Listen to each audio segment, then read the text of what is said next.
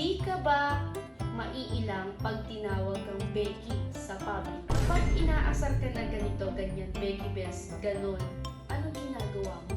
Kailan mo pa nalaman na nagkakagusto ka na sa katulad mo na lalaki? Totoo bang may gusto ka kay Jello? Sabi ni Nagsiselos na siya minsan kasi mas maganda talaga ako. ano po pakiramdam, Sir B-Boy, ngayong umamin ka na po at alam mo ba, yan ang family niyo. Eh, grabe yung ano. Gawin mo Ang init, guys. What feel na umamin ka na sa camp na bi ka? And ano masasabi mo sa taong takot sabihin ang tunay nilang gender? Nung nakaraan yung nireto sa'yo ni Kuya Isay, si Felicity. Oo. Ano ba nangyari sa inyo? Baka may mga tanong pa sila, pwede lang i-comment. Oo. So guys, welcome sa aming, sa vlog ni Miss Viva. Viva. Yan na. Ayan yung mga katanungan nyo na sasagutin ni Oh. Bibay. Sa mga nagtanong sa Team 150 group, andito, babasahin natin kay Miss Bibay. At tara na, Miss Bibay, pumasok ka. Ito na, Ito ating na. guest. Ating guest. Ang ganda ng Bibay. Unang interview sa paglalantad ni Miss Bibay. Ready ka na ba, Miss Bibay? Ay, wait lang. Ay, Ayun! pak na pak. Prepare. Ang ganda mo! Sorry lang, guys. So, okay, ready na ako. Ready ka na? Okay. Unang katanungan. Pero okay lang ba na ready ka ba? Talaga? Oo. Sa mga tanong. Sobrang ready. Masaya ka naman, di ba, na naglantad ka na. Alam na ng mga viewers natin na isa kang miyembro ng LGBT. Alam mo, parang nabulutan ako talaga ako ng tinik sa puso. At least ano, Oo, open siya. di ba? No? Okay, sige. Ready na. Kinakabahan naman ako dyan. Huwag Hindi ko kang na kabahan. kasi. Ready na. Ang Sige. unang katanungan natin. Ayan. Di ka ba maiilang pag tinawag kang Becky sa public? Galing ito kay Oo, Samantha magandang Nicole. Uy, ano? Medyo nahihiya pa. Bakit? Hindi ba? Oo, kasi minsan kasi, syempre, hindi naman talaga ako si Bibay pag lumalabas. Oo. Pero may tumatawag pa rin sa akin, B-boy. Pero Okay lang sa'yo. alam mo nung nakaraan, may tumawag sa akin, B-boy, tapos sabi niya, ang pogi mo. Parang, di ko alam yung reaction ko. Alam kong pogi ako, pero mas maganda ako. So, mas masaya ka pag tinawag kang ate. Hindi naman, kahit ano na lang, B-boy na lang. Okay lang Masaya. Ay, hindi, ngayon, sa tanong mo, is, nahihiya pa. Nahihiya pa. So guys pag nakita niyo sa Biboy daw. Pinikilig ako. Pangalawang katanungan. Yan na. Ito. Galing kay Kiefer Vercolo. Ooh. Yan. Yo, Gar, kapag inaasar ka na ganito, ganyan, Becky Best, ganon, anong ginagawa mo? Ay, yung mga nangangasar na yan, Yung, ano ko lang yan parang kumbaga, tinatawanan ko lang sila.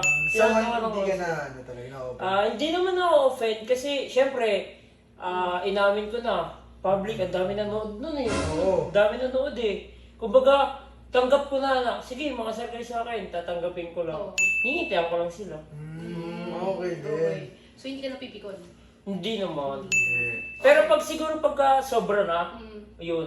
Pag yung tinatawanan. Pero mabait talaga. kasi ako, hindi ako napipikon eh. Oo, mabait talaga to guys, si Bibay. Galing kay Kim Castellan. Ay, grabe, patindi ng patindi yung mga tanong. Oo, ito talaga. Kailan mo pa nalaman na nagkakagusto ka na sa katulad mo na lalaki? Ganda tanong. Ano yun? Hindi, matagal na eh. Parang, kumbaga tinago ko lang. So tinago. ibig sabihin, pag Becky ka talaga, since bata Hindi ka. naman kasi ako Becky. Siyempre, sinabi ko na, nagkakagusto pa rin ako sa babae. Abay. Ay, edi hindi Bay- ka talaga gay, parang mabay ka na. Oh, parang kumbaga lumalim lang talaga yung sama namin ni...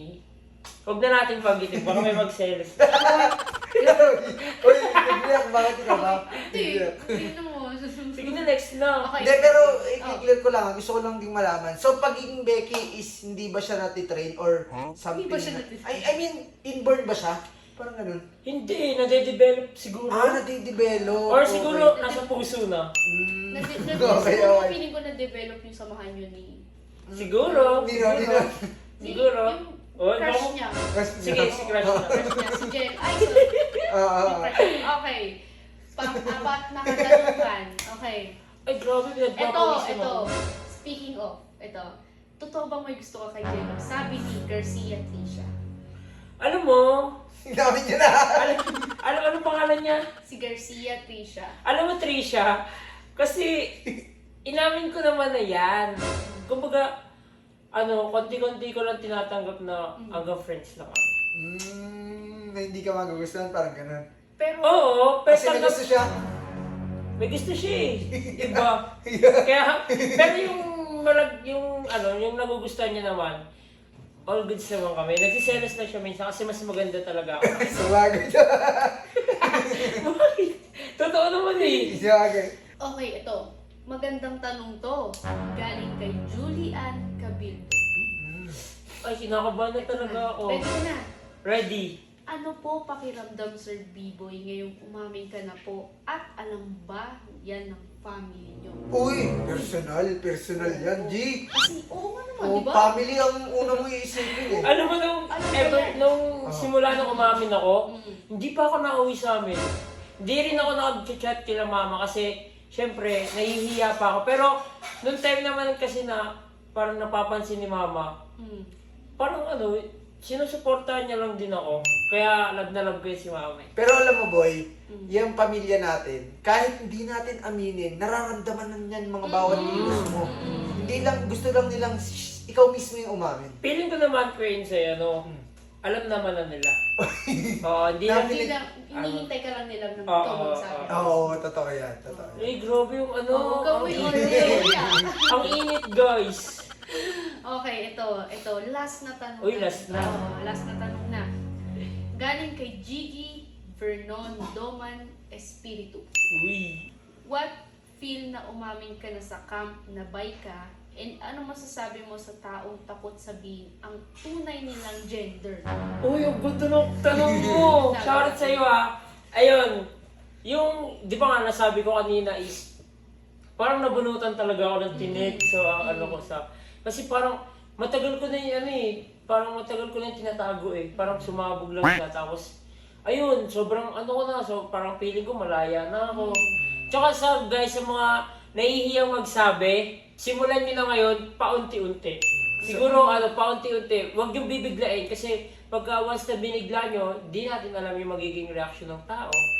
Kung matatanggap ba tayo or hindi. Kasi meron pa rin talagang mga Mm-mm. tao na hindi sila sang-ayon sa... Oo, guys. So, Yun. hashtag Konyoboy and Queen Radic. Uy! Umami na. Umami. So, ayun guys. Hindi, teka lang, may guest pa ako dito eh. Sino? Yung crush mo eh. Uy! Palabasin naman natin. No, hindi yun. Hindi, joke lang guys, joke lang. Yun naman yung reaction niya eh. Meron ko pala akong tanong sa'yo. Ayan na. Sa akin na, sa akin. O, sige. Kasi, di ba, nung nakaraan, yung nireto sa'yo ni Kuya Insay, si Felicity. Oo. Ano ba nangyari sa inyo? Ay, ayun nga. About Oo, nga ano? guys. Sorry kung wala na kayong update. Kasi, Bensoy, simula nun, di na ako nagsabi sa'yo kung anong status namin. Di na rin ako nagsabi na di na kami nag-uusap. So, ginost mo siya? Hindi naman sa ginos. Parang, kumbaga, sa kanya ko unang sinabi. Nalaman niya. Kaya pala naintindihan ka naman. Sinabi ko sa kanya na may iba akong gusto. Kaya pala sabi niya, personal daw. Kaya tinatanong ko anong update Pero siya. at least, sinusuportahan niya pa rin ako sa kung anong Very good, very meron good. ako Buti ngayon. naman. So, guys, ayun na yung mga katanungan nyo. Sana lang Baka may mga tanong pa sila, pwede lang i-comment. Oo. No? Guys, kung may mga tanong kayo, pwede nyo i-comment or i-post nyo sa Team 150. Yan, babasahin namin yan O kaya guys. sa comment section ng upload mo. Oo, sa comment section natin, mag-comment kayo kung ano yung mga gusto nyo itanong at babasahin nila ang dalawa. Matik yan. So yun guys, mag-subscribe na kayo sa YouTube channel ni Sir Sir Vivo. D-Boy. bye bye guys!